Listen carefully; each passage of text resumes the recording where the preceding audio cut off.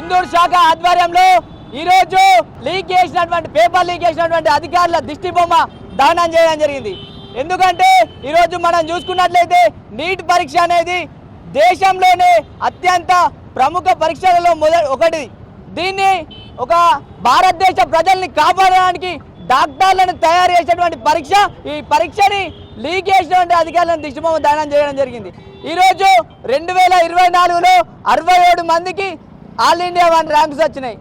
అంతకుముందు సంవత్సరాలు చూసుకున్నట్లయితే 2020లో ముగ్గురికి మాత్రమే వచ్చినాయి, 2021లో ఇద్దరికి మాత్రమే వచ్చినాయి, 2022లో ఒక్కరికి కూడా రాలేవు, 2023లో ముగ్గురికి వచ్చినాయి. ఇప్పటిదాకా గత సంవత్సరం గడిచిన సంవత్సరాలలో ముగ్గురికి కంటే ఎక్కువ సీట్లు రాలేవు.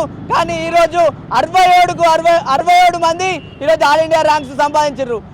హర్యానాలోని ఒకే సెంటర్లో 8 మంది విద్యార్థులకు ఈరోజు ఆల్ ఇండియా ర్యాంక్ వచ్చింది. వాళ్లకు 8 మందికి కూడా ఒకటే సమానమైన మార్క్స్ రావడం జరిగింది. ఇది ఖచ్చితంగా పేపర్ లీక్ ద్వారానే జరుగుతుంది. ఈ ఎన్టీఏ యొక్క నిర్వహణ అనేది చాలా దరిద్రంగా జరిగింది.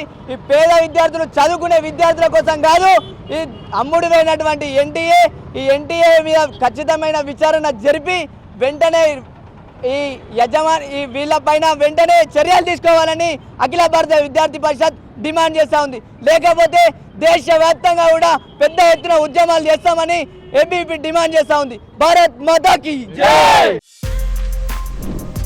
For more videos like this, subscribe Big TV channel.